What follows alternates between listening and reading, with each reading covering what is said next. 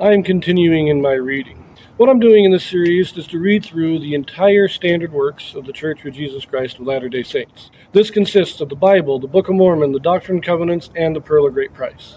I am continuing reading in a chronological order, according to event, not according to publication or volume, so I'm skipping around a bit as I move along.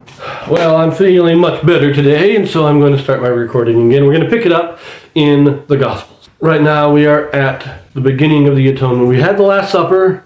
John gave us a couple of discourses, Christ giving kind of his final words to the apostles before he goes out and submits himself to the will of the Father. The last thing we read was the story of the Garden of Gethsemane as recounted in the book of Matthew. Now, it's been a little while since I read it because I was trying to read these in advance a couple of days, and I haven't been able to read much in the last several days because I've not been feeling well. But from what I remember, he brought the 11 out, told them to stay, and then him with Peter, James, and John go a little farther on, and then he separates himself and prays, and he prays 3 times. Then Judas comes and betrays him. I do believe that in Matthew it mentions the cutting of the ear off of the priest's guard, although it doesn't mention who did it, nor does it talk about Christ healing him. But that's what we read last, that arrest of Christ. Now we're going to read the same story in the book of Mark. In this video, we have a Joseph Smith translation. And what the Joseph Smith translation is, this is a translation or correction done by Joseph Smith to restore those passages that have been lost or corrupted over the years. Mark chapter 14, verses 32 to 52. And they came to a place which was named Gethsemane, and he saith to his disciples, Sit ye here, while I shall pray. And he taketh with him Peter and James and John, and began to be sore amazed, and to be very heavy, and saith unto them, My soul is exceeding sorrowful unto death. Tarry ye here, and watch. And he went forward a little, and fell on the ground, and prayed that, if it were possible, the hour might pass from him. And he said, Abba, Father, all things are possible unto thee. Take away this cup from me. Nevertheless, not what I will, but what thou wilt. And he cometh and findeth them sleeping, and saith unto Peter, Simon, Sleepest thou? Couldst not thou watch 1 hour? Watch ye and pray, lest ye enter into temptation. The spirit truly is ready, but the flesh is weak. And again he went away and prayed, and spake the same words. And when he returned, he found them asleep again, for their eyes were heavy. Neither wist they what to answer him. And he cometh the 3rd time, and saith unto them, Sleep on now, and take your rest. It is enough. The hour is come. Behold, the Son of Man is betrayed into the hands of sinners. Rise up, let us go. Lo, he that betrayeth me is at hand. This is very much what we read in Matthew. Now, there is the indication more clear here that when he comes back, he doesn't just find them sleeping and say, Oh, well, why couldn't you stay awake? But he wakes them up and speaks to them. And then he goes off again and prays, and they fall asleep again. And he comes back the 2nd time and wakes them up. And he's encouraging them to pray. And when he comes back the 3rd time, however, he tells them to sleep on. But after a time, they wake up, and he says, The time is now here. It is time. The Son of Man is betrayed. But everything is basically the same. We just get this little bit more clear indication of him waking them up each time he comes back. Now also, in Matthew, we were told, he went the 1st time and he prayed, Let this cup pass from me. And then the 2nd time, we get another brief prayer of his saying, Father, I submit to your will. I really, Christ obviously is in pain. I would actually say, from the way this is worded, he separates himself with Peter, James, and John. They go away from the others. And then it says Christ began to be heavy, and he began to be in torment. And I think that's when he started taking the sins on him. And he realized, it is starting, I need to go off by myself. And like I said with Matthew, I think he came back to them because he had to take it. It was so painful, so excruciating, that he had to take it on him in stages. He couldn't take it all at once. Even God, the greatest, could not take that much suffering on him all at one moment. He had to slowly take it on himself.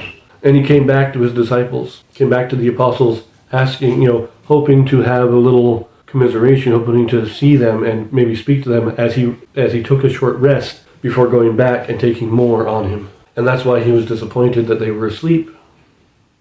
But let us now continue this. Pick it up in verse 43.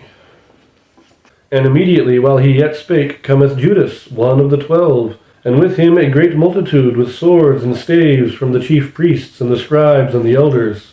And he that betrayed him had given them a token, saying, Whomsoever I shall kiss, the same is he. Take him, and lead him away safely.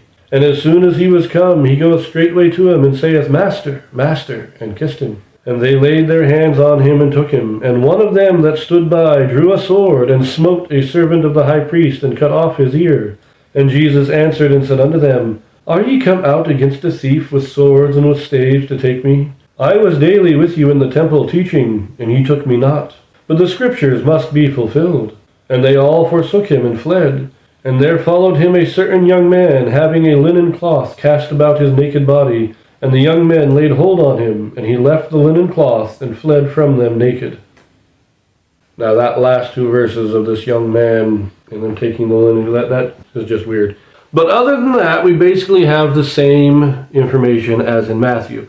The thing that we're missing here is that Mark doesn't talk about Christ reproving his disciples, saying, Don't you think I could defend myself if I wanted to? But I have to go, this is what has to happen. We don't get that in Mark, but everything else is there. We have the betrayal, one of the disciples hacks off an ear with a sword. That was all just as in Matthew. And then they all flee. And I don't remember if I mentioned this in my reading in Matthew, but why did they flee? Christ already prophesied they were going to scatter. This was going to cause them to forsake him. Now, I don't think any of the 11 stopped believing. But when the one drew his sword to defend Christ, and Christ said, Don't do it, and he went willingly with the soldiers, it confused them. They didn't know what to do. And basically, Christ, when he says, Don't defend me, I don't need that. This is what I need to do. I think they took that as Christ saying, You need to leave this alone. Just let me go with them. You leave. And so they left. They scattered because in their mind, they didn't know what was going on. They just thought, well, Christ wants us to be away from this situation right now. So they all left. That's what I think was really going on. Now let us look at the Joseph Smith translation here in Mark. There's actually a whole lot here. So let us read verses 32 through 34. It now reads, And they came to a place which was named Gethsemane, which was a garden. And the disciples began to be sore amazed, and to be very heavy, and to complain in their hearts, wondering if this be the Messiah. And Jesus, knowing their hearts, he said to his disciples, Sit you here, while I shall pray. And he taketh with him Peter and James and John, and rebuked them, and saith unto them, My soul is exceedingly sorrowful, even unto death. Tarry ye here and watch. So forget my last comments I made.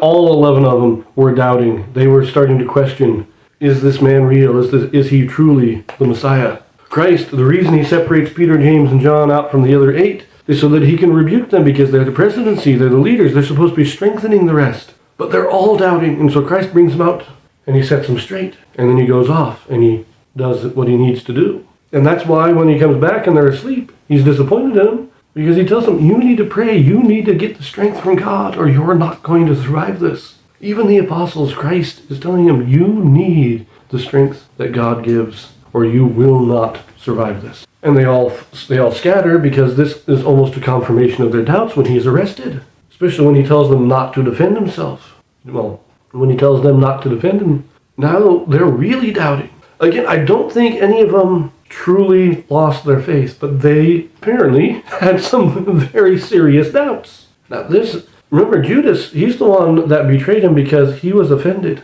When Christ started talking about them being servants and not being rulers and not having that authority to rule over others, Judas was offended and he went and betrayed Christ. The others, they're struggling with it. This is just shocking. But let us continue. In verse 36, at the end, nevertheless, not my will, but thine be done. In verse 37, instead of couldest not thou, it is couldest thou not. In verse 38, we have an addition here. Watch ye and pray, lest ye enter into temptation. And they said unto him, the spirit truly is ready, but the flesh is weak. So that is their excuse. He says, you need to wake up, you need to pray, because we just read that they were doubting, and Christ is saying, you need to pray, you need to get the strength so that you are not tempted to stray away. And their excuse is, well, we're trying to, but we're just a little tired. In verse 40, instead of wist, it is new. So wist is just an archaic term, and we're updating it. In verse 41 and 42, let us read these together. And he came to them the third time, and he saith unto them, Sleep on now, and take rest. It is enough. The hour is come. Behold, the Son of Man is betrayed into the hand of sinners. And after they had finished their sleep, he said, Rise up, let us go. Lo, he who betrayeth me is at hand. Now that correction was also in Matthew. We have that transition to clarify that. Now in verse 44, that is corrected to who. In 45, saith is corrected to said. 47 through 52 all have somewhat significant corrections, except verse 48. But let's just read the whole thing again. And one of them who stood by drew his sword, and smote a servant of the high priest, and cut off his ear. But Jesus commanded him to return his sword, saying, He who taketh the sword shall perish with the sword. And he put forth his finger, and healed the servant of the high priest. And Jesus answered and said unto them, Are ye come out as against a thief with swords and staves to take me? I was daily with you in the temple, teaching, and ye took me not. But the scripture must be fulfilled. And the disciples, when they heard this saying, all forsook him and fled. And there followed him a certain young man, a disciple, having a linen cloth cast about his naked body, and the young men laid hold on him. And he left the linen cloth and fled from them naked, and saved himself out of their hands. Now this is also interesting. We have now Christ rebuking them, or telling them not to defend him, and a mention of him healing the priest's servant.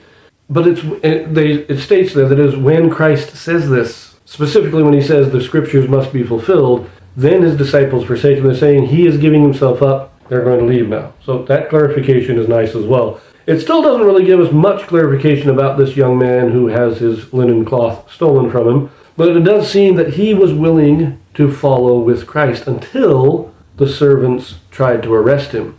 And then he shed his linen cloth and flees away.